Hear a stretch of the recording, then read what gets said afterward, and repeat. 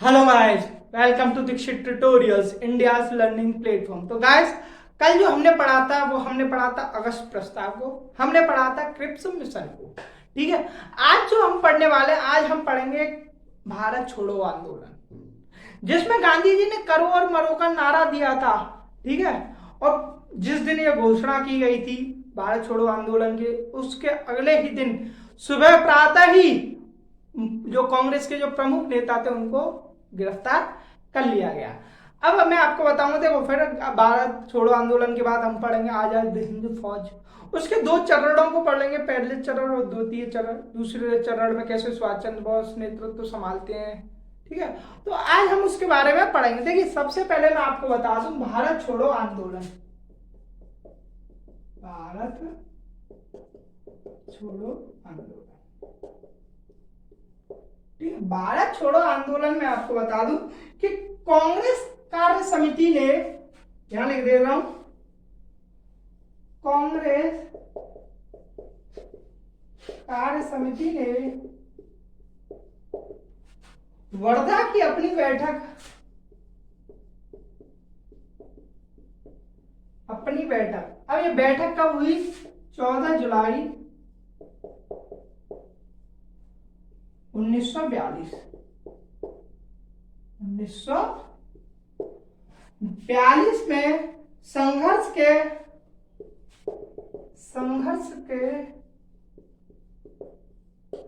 गांधीवाद प्रस्ताव को अपनी स्वीकृति दी। ठीक है, जो वर्धा में जो बैठक होती है उसमें क्या है कि ये गांधीवादी जो प्रस्ताव थे ना उनको मंजूरी दी थी। लेकिन मैं आपको बता दूं कि ग्वालियर टैंक, मतलब 8 अगस्त 1942 को ग्वालियर टैंक में 8 अगस्त 1942 को आयोजित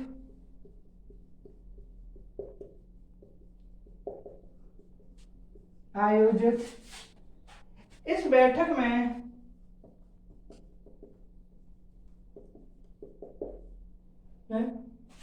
अंग्रेजों भारत छोड़ो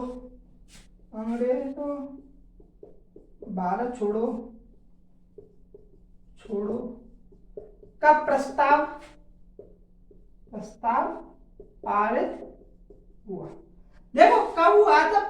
ठीक है, भारत छोड़ो का प्रस्ताव 8 अगस्त 1942 को कब हुआ था? ग्वालियर टैंक में। ग्वालियर टैंक में क्या है कि बैठक होती है जिसमें कि क्या है कि अंग्रेज भारत छोड़ो का जो प्रस्ताव है वो पारित किया जाता है। ठीक है, अब मैं आपको बता दूं तो इस बैठक में और क्या क्या घोषणा की गई थी। देखो उन घोषणाओं के बारे में मैं आपको बता देता हूं। ठीक है, देखो पहली जो घोषणा थी वो घोषणा थी कि भारत में ब्रिटिश शासन को तुरंत समाप्त किया जाए। भारत में ब्रिटिश शासन को तुरंत समाप्त किया जाए।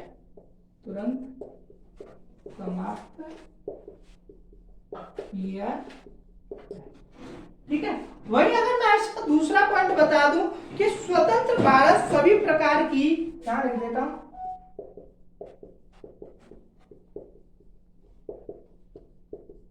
प्रकार की फांसीवादी एवं साम्राज्यवादी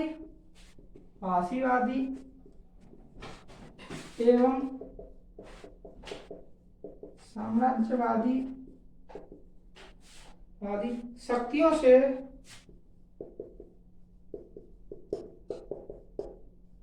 स्वयं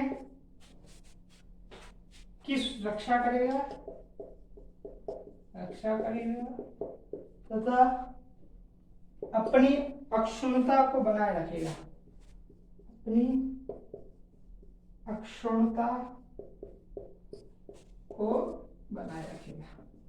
ठीक है, ये क्या था? दूसरा पॉइंट था कि जो स्वतंत्र भारत जो होगा वो सभी प्रकार की फांसीवादी एवं साम्राज्यवादी शक्तियों से स्वयं की रक्षा करेगा। ठीक है, और अपनी अक्षुण्णता को बनाए रखेगा। और इसमें क्या है कि तीसरा जो पॉइंट बोला गया था कि जैसे ही जो अंग्रेज भारत छोड़ देंगे एक अस्थायी सरकार का गठन किया जाएगा। ठीक है, तो तीसरा यहाँ मैं आपको पॉइंट ले दे रहा हूं, अंग्रेजों की वापसी के पश्चात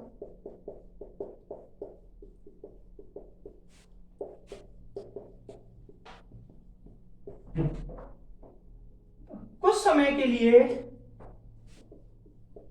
के लिए अस्थायी सरकार का गठन किया जाएगा। वहीं अगर मैं आपको चौथा पॉइंट बता दूं कि ब्रिटिश शासन के विरुद्ध सबने अवज्ञा आंदोलन का समर्थन किया जाएगा।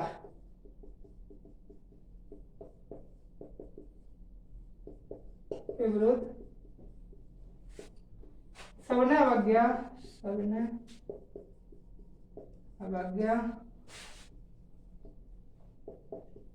आंदोलन का समर्थन किया जाएगा। ठीक है, तो और इसमें जो मैं पांचवा पॉइंट बता दूं कि क्या है कि इसका जो भारत छोड़ो आंदोलन का जो नेतृत्व दिया गया था वो किसको दिया गया था? गांधी जी को दिया था। वहीं पांचवा पॉइंट बता दूं कि गांधी जी को संघर्ष का नेता घोषित किया गया। गांधी जी को संघर्ष का नेता घोषित किया। तो ये थे कुछ ऐसे जो घोषणा की गई थी किसमें? ग्वालियर टैंक में, जो 8 अगस्त को 1942 को जो घोषणा होती है उसमें ये घोषणा की गई थी। अब देखिए गांधी जी के द्वारा भी कुछ दिशा निर्देश दिए गए थे, वो क्या है कि लेकिन वो क्या पब्लिश नहीं हो पाए थे। ठीक है, पब्लिश नहीं हो पाए थे, लेकिन उन्होंने क्या है कि एक दिशा निर्देश जारी किए थे। ठीक है, लेकिन उस समय क्या है कि ये पब्लिश नहीं हो पाए, वो सार्वजनिक नहीं हो पाए। ठीक है, ग्वालियर टैंक की बैठक में इन्होंने क्या किया? दिशा निर्देश दिए थे। अब मैं गांधी, लेकिन यहाँ मैं आपको स्पष्ट रूप से बता देता हूं कि वो सार्वजनिक नहीं हो पाए थे। ठीक है, क्योंकि 8 अगस्त को क्या है कि जैसी ये घोषणा की गई थी कि हम भारत छोड़ो आंदोलन शुरू करने वाले हैं, वहीं अगले दिन प्रातः ही 9 अगस्त को गांधी जी समेत कई अन्य जो प्रमुख नेता थे कांग्रेस के, उन सभी को गिरफ्तार कर लिया गया और उन्हें क्या है अज्ञात जगहों पर भेज दिया गया था। तो गांधी जी के दिशा निर्देश बता देता हूं। गांधी जी ने जो निर्देश दिए थे, गांधी जी के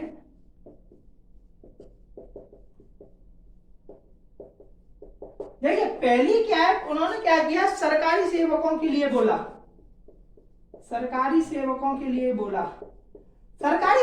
से बोला कि आप त्यागपत्र मत दो, आप त्यागपत्र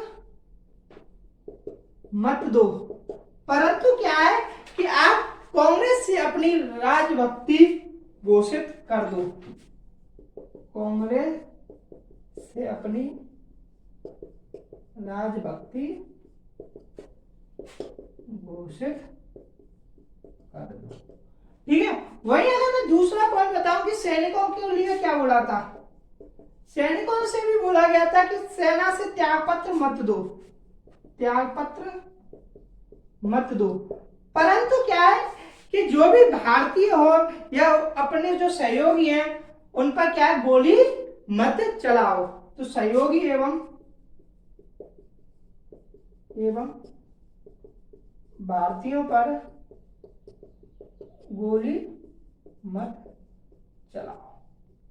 ठीक है, तो सैनिकों के लिए भी बोला, सरकारी सेवकों के लिए भी बोला। अब मैं आपको बता दूं कि छात्रों के लिए क्या बोला गया था, क्या दिशा निर्देश दिए गए थे छात्रों को कि यदि आत्मविश्वास की भावना हो तो शिक्षण संस्थाओं में जाना बंद कर दो। देखो तीसरा जो पॉइंट है छात्रों के लिए, अगर आत्मविश्वास हो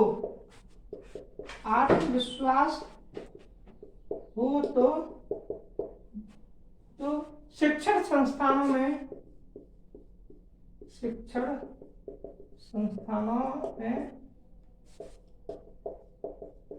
जाना बंद कर दो एवं पढ़ाई छोड़ दो।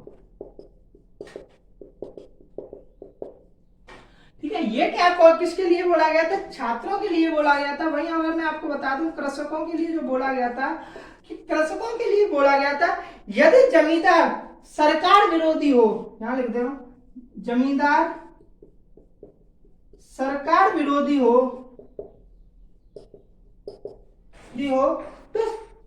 तो पारस्परिक सहमति के आधार पर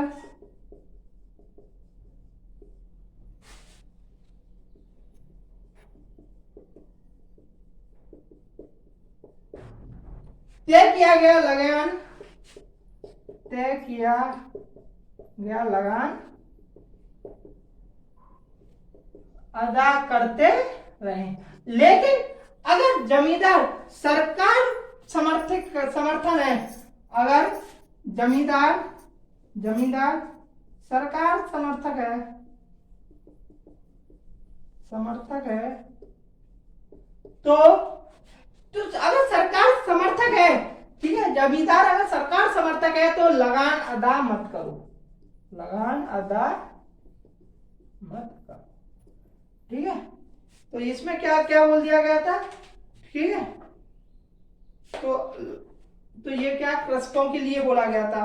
अब मैं बताऊं राजा महाराजाओं के लिए क्या बोला गया था। देखो दिशा निर्देश जब गांधी जी दे रहे थे तो उन्होंने हर वर्ग को साधा, उन्होंने हर वर्ग के लिए दिशा निर्देश जारी किए थे जो आंदोलन को सफल बनाने में उपयोगी साबित होते थे, ठीक है। उन्होंने 5 राजा महाराजे, उन्होंने राजा महाराजे के लिए बोला कि जनता का सहयोग करें, जनता को सहयोग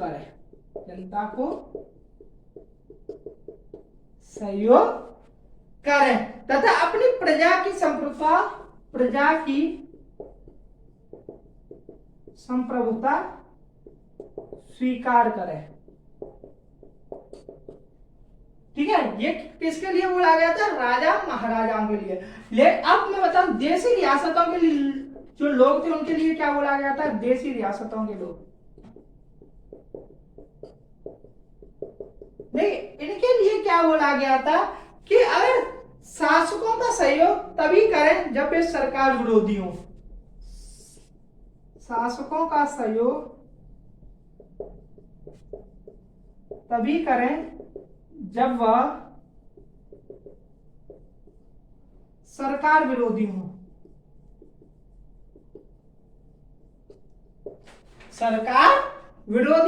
तथा सभी स्वयं को राष्ट्र का एक अंग घोषित कर दें, सभी स्वयं को राष्ट्र का अंग घोषित कर दे, ठीक है। ये देशी रियासतों के लोगों के बारे में ये दिशा निर्देश दिए थे, लेकिन ये दिशा निर्देश क्या सार्वजनिक नहीं हो पाए क्योंकि, और इसी दौरान मैं बताऊं गांधी जी ने करो या मरो का नारा दिया था। यहां लिख दो,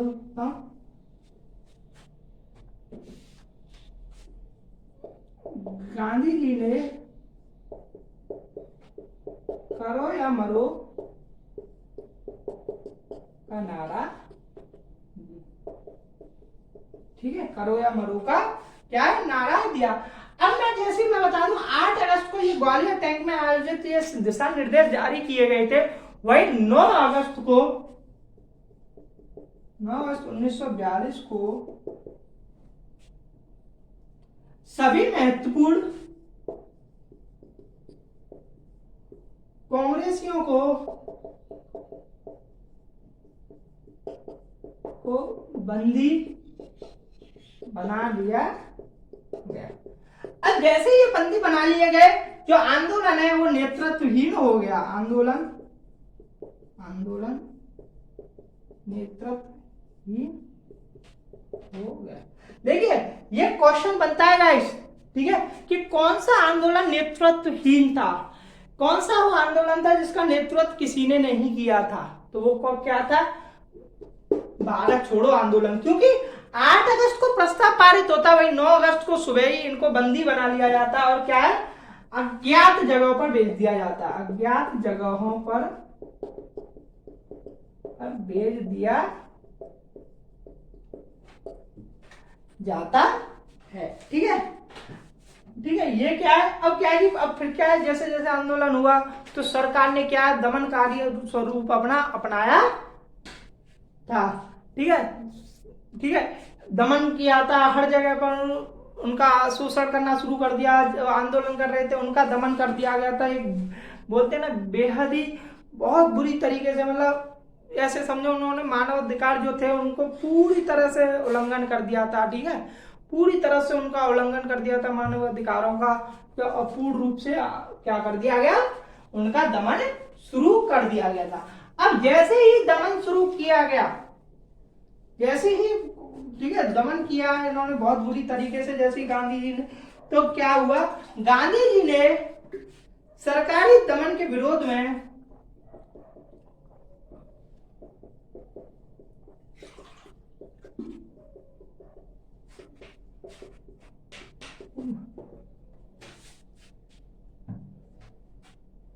फरवरी 1943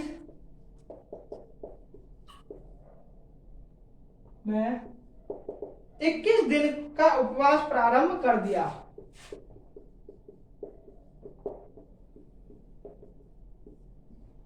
उपवास प्रारंभ कर दिया। ठीक है, ये कब किया, फरवरी 1943 को। पानी पीने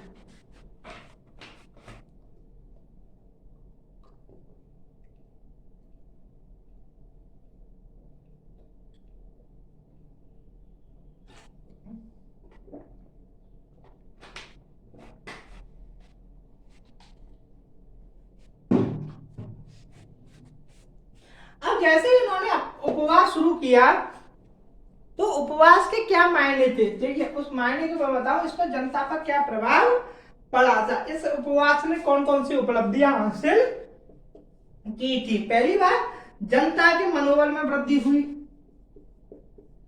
जनता के मनोबल में वृद्धि।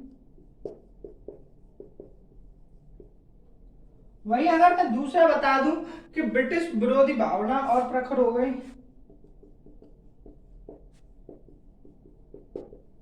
विरोधी भावना और प्रखर हो गई। ठीक है, और जो तीसरा जो पॉइंट है कि इसने सरकार जो राजनीतिक गतिविधियों के संचालन में नया अवसर प्रदान किया।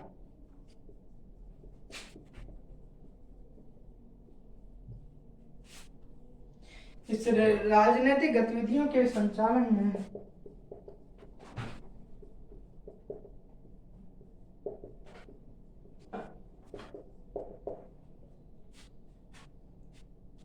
नया आधार प्रदान किया।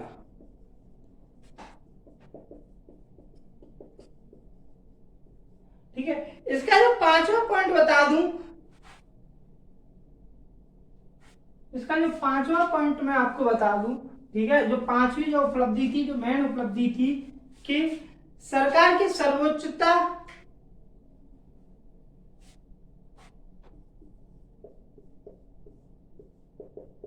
सरकार की सर्वोच्चता एवं दम में दम की प्रवृत्ति का खुलासा हो गया। ठीक है, तो ये क्या थी, कुछ उपलब्धियां थी। ठीक है, ये था भारत छोड़ो आंदोलन के बारे में। जो मैंने कराया वो एग्जाम पॉइंट ऑफ व्यू से बहुत इंपॉर्टेंट था, तारीख वगैरह मैंने आपको बताई, मैंने ये भी बता दिया कि वो नेतृत्वहीन था। ठीक है, और वो क्या है कि नेतृत्वहीन था, जिसकी वजह से क्या है कि एक जो हमारे पास जो डाटा रहना चाहिए ना एग्जाम पॉइंट ऑफ व्यू से, वो हमने आपके लिए बता दिया। ठीक है, और देखो भारत छोड़ो आंदोलन यहाँ क्या है, समाप्त हो जाए। इसके बाद क्या है, आजाद हिंद फौज। आजाद हिंद फौज के बारे में भी हम बताएंगे। ठीक है, आजाद हिंद फौज, देखो चलो आजाद हिंद फौज के बारे में अभी मैं कल बताता हूँ। ठीक है, और ठीक है, जिससे कि क्या है कि आपको रिवीजन करने में टाइम लगे। देखो 25 तारीख, आज क्या 22 तारीख हो गई, इस महीने के एंड में पूरी मॉडर्न हिस्ट्री आपकी समाप्त हो जाएगी। अगर ये सेशन अच्छा लगा हो तो ज़्यादा से ज़्यादा शेयर करें, लाइक करें और सब्सक्राइब करें चैनल को। जय हिंद, जय भारत।